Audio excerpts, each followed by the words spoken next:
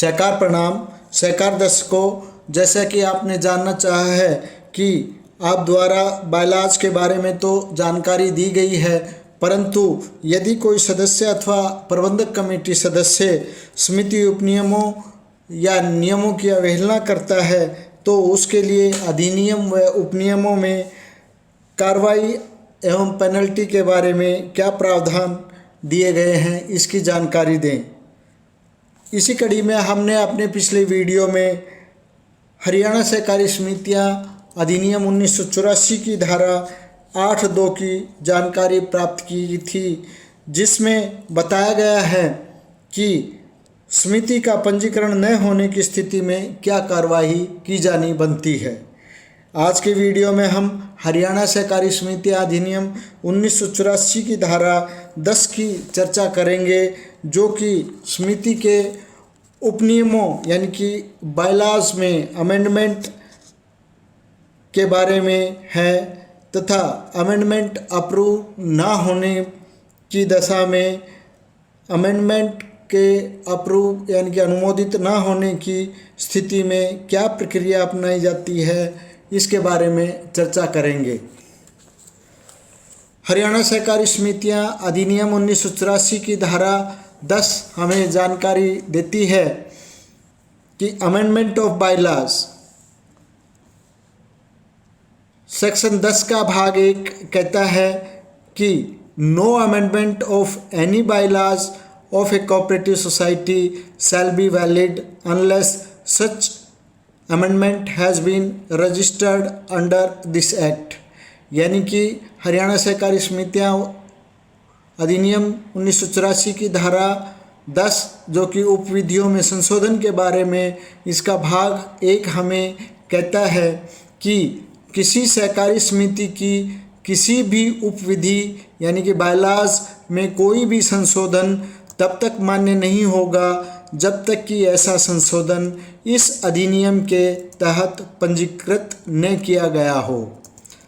इसका भाग 2 यानी कि हरियाणा सहकारी समितियां अधिनियम 1984 की धारा 10 का भाग 2 हमें जानकारी देता है कि the amendment of the bylaws of a cooperative society shall be made by A resolution passed by a 2/3 majority of the members present and voting at general meeting of the society। यानी कि अधिनियम की धारा 10 का भाग 2 हमें कहता है कि सहकारी समिति के उपनियमों में संशोधन समिति की सामान्य बैठक में उपस्थित और मतदान करने वाले सदस्यों के 2/3 बहुमत द्वारा पारित एक प्रस्ताव के द्वारा किया जाएगा। यानी कि जो जनरल बॉडी मीटिंग में जो रेजोल्यूशन पास किया जाएगा वो 2/3 बहुमत से पास किया जाएगा। प्रेजेंट एंड वोटिंग अधिनियम की धारा 10 का भाग 3 हमें जानकारी देता है no such resolution shall be valid unless 15 clear days notice of the proposed amendment has been given to the member। यानी कि अधिनियम की धारा 10 का भाग 3 हमें जानकारी देता है कि ऐसा कोई भी प्रस्ताव तब तक मान्य नहीं होगा जब तक कि सदस्यों को प्रस्तावित संशोधन का स्पष्ट 15 दिनों का नोटिस नहीं दिया गया हो। या स्पष्ट 15 दिनों के नोटिस से अभिप्राय है कि जिस दिन नोटिस यानी कि एजेंडा प्रस्ताव जारी किया गया है और जिस दिन के लिए बैठक निश्चित की गई है, आम सभा की बैठक निश्चित की गई है, ये दोनों दिन इन 15 दिनों में गिने नहीं जाएंगे, ये एक्सक्लूड हो जाएंगे। यानी कि एजेंडा जारी करने का दिन और आम सभा की बैठक का दिन इन 15 दिनों में शामिल नहीं होंगे। अधिनियम की धारा 10 का भाग 4 हमें जानकारी देता है in every case in which A cooperative society proposes to amend its bylaws, an application to register such amendments shall be made to the registrar together with a copy of resolution referred in subsection 2, b a statement containing the particulars indicating the date of general meeting at which the amendment to the bylaws was made, though the number of days notice given to convene the general meetings. 3. The total number of members of a cooperative society. 4. The quorum required for such meeting. 5. The number of members present at meeting. 6. The number of members who voted in such meeting. 7. The number of members who voted in favor of such amendment to bylaws. यानी कि हरियाणा सहकारी समितियां अधिनियम 1984 की धारा 10 का भाग 4 हमें जानकारी देता है कि प्रत्येक मामले में जिसमें एक सहकारी समिति अपने उपनियमों में संशोधन करने का प्रस्ताव करती है, ऐसे संशोधनों को पंजीकृत करने के लिए रजिस्ट्रार को एक आवेदन किया जाएगा।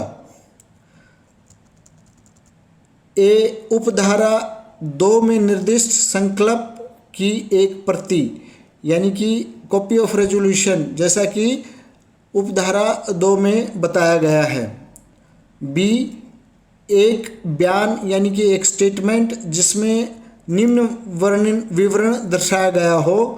नंबर 1 आम सभा की बैठक की तारीख जिस पर उपनियम में संशोधन किया गया था। 2 आम सभा की बैठकें बुलाने के लिए दिए गए दिनों की संख्या यानी कि एजेंडा नोटिस कितने दिन पहले जारी किया गया। नंबर 3 एक सहकारी समिति के सदस्यों की कुल संख्या। नंबर 4 ऐसी बैठक के लिए आवश्यक कोरम। नंबर 5 बैठक में उपस्थित सदस्यों की संख्या।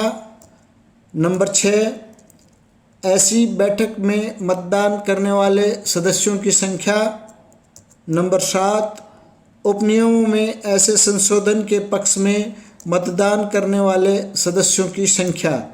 ये सभी जानकारी इस स्टेटमेंट के साथ और रेजोल्यूशन यानी कि आम सभा की बैठक के प्रस्ताव की प्रति के साथ में रजिस्ट्रार को बायलॉज में संशोधन पंजीकृत करने के लिए एक आवेदन दिया जाएगा, जिस पर बताया गया है अधिनियम की धारा 10 के भाग 4 में बताया गया है कि ए copy of relevant bylaws in force with the amendment proposed to be made together with reason justifying such amendment। यानी कि भाग सी में बताया गया है कि ऐसे संशोधन को उचित ठहराने के कारणों के साथ प्रस्तावित संशोधन के साथ लागू प्रासंगिक उपकानूनों की एक प्रति। यानी कि अधिनियम की धारा 10 के भाग सी में हमें बताया है कि ऐसे जो अमेंडमेंट्स किए गए हैं वो प्रस्तावित अमेंडमेंट्स उचित हैं, ये कारण उसमें विवरण देना है। भाग डी में बताया है 4 copies of the text of the bylaws incorporating therein the proposed amendment signed by an officer duly authorized in this behalf by the general body। यानी कि अधिनियम की धारा 10 के भाग डी में कहा गया है कि सामान्य निकाय द्वारा इस संबंध में अधिकृत अधिकारी द्वारा हस्ताक्षरित प्रस्तावित संशोधन को शामिल करने के लिए उपनियमों के पाठ की यानी कि उपनियमों के जो अमेंडमेंट्स की उनकी 4 प्रतियां रजिस्ट्रार को सबमिट की जाएंगी पंजीकरण हेतु। भाग ई हमें जानकारी देता है एक copy of the notice given to the member and proposal to the amend the bylaws. यानी कि भाग ई में बताया गया है कि सदस्यों को दिए गए नोटिस और उपनियमों में संशोधन के प्रस्ताव की एक प्रति। भाग एफ हमें जानकारी देता है a certificate signed by the person who presided at the general meeting certifying that the procedure specified in subsection 2 and 3 and the bylaws had been followed। यानी कि हरियाणा सहकारी समितियां अधिनियम 1984 की धारा 10 का भाग एफ हमें जानकारी देता है कि सामान्य बैठक की अध्यक्षता करने वाले व्यक्ति द्वारा हस्ताक्षरित एक प्रमाण पत्र जो प्रमाणित करता है कि उपधारा 2 और 3 और उप कानूनों में निर्दिष्ट प्रक्रिया का पालन किया गया है। अधिनियम की धारा 10 का भाग जी हमें जानकारी देता है कि any other particular which may be required by the registrar in this behalf. यानी कि कोई अन्य विवरण जो इस संबंध में रजिस्ट्रार द्वारा अपेक्षित हो सकता है। अधिनियम की धारा 10 का भाग 5 हमें जानकारी देता है every such application shall be made within 60 days from the date of general meeting at which such amendment to the bylaws was passed. यानी कि भाग 5 हमें बताता है कि ऐसा प्रत्येक आवेदन आम सभा की बैठक की तारीख से 60 दिनों के भीतर किया जाएगा जिसमें उपनियमों में ऐसा संशोधन पारित किया गया था। यानी कि आम सभा की बैठक के 60 दिनों के अंदर अंदर उपरोक्त सभी दस्तावेजों व स्टेटमेंट के साथ ऐसा संशोधन रजिस्ट्रार को प्रस्तुत किया जाएगा, पंजीकरण हेतु प्रस्तुत किया जाएगा।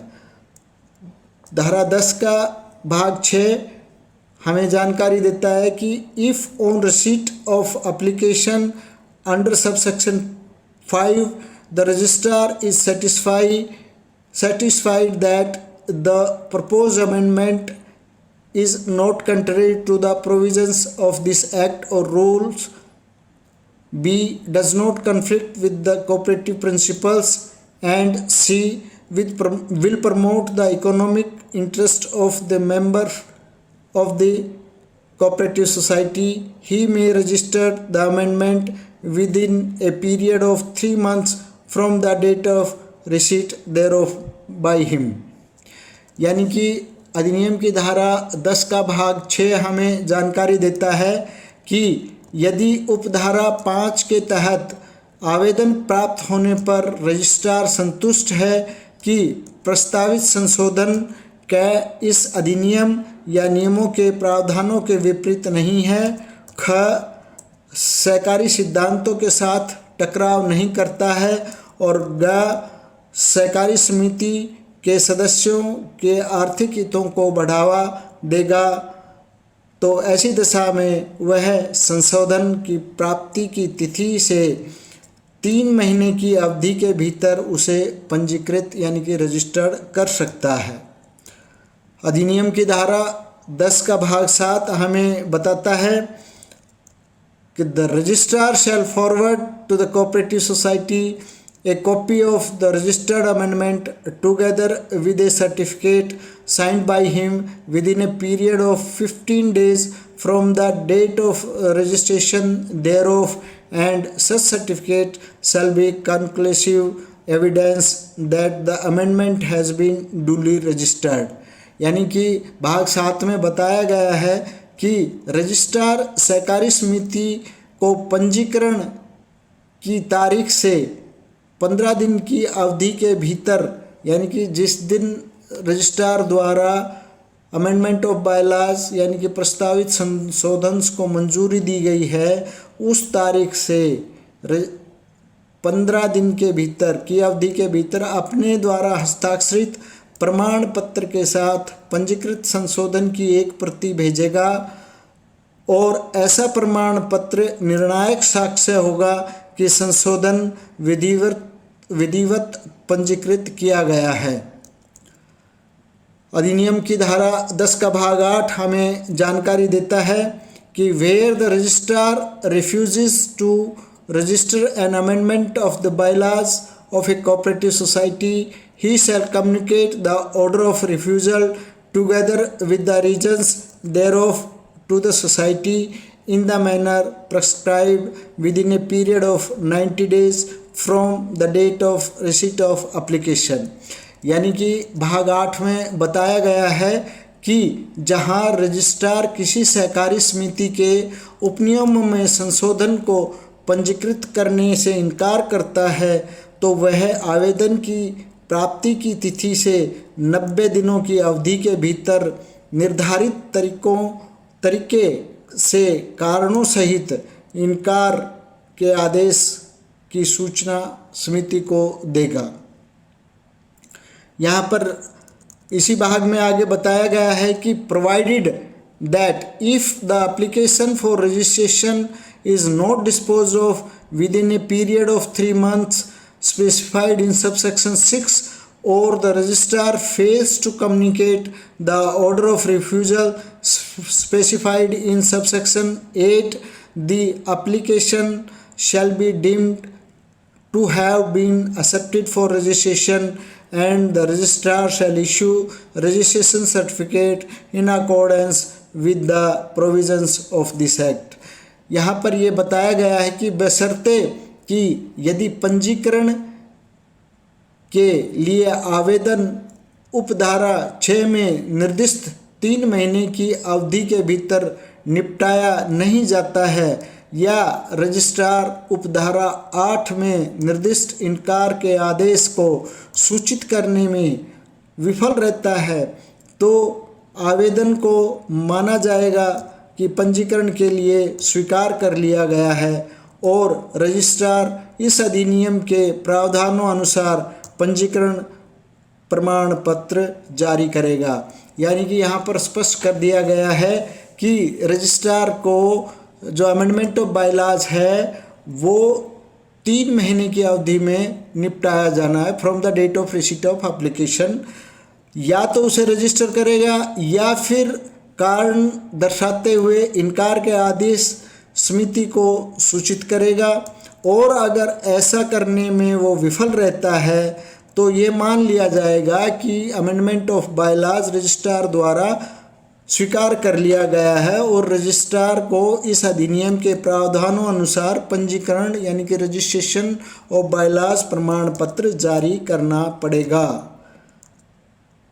अधिनियम की धारा 10 का भाग 9 हमें बताता है कि an amendment of the bylaws of a cooperative society shall, unless it is expressed to come into operation on a particular day, come into force on the day on which it is registered।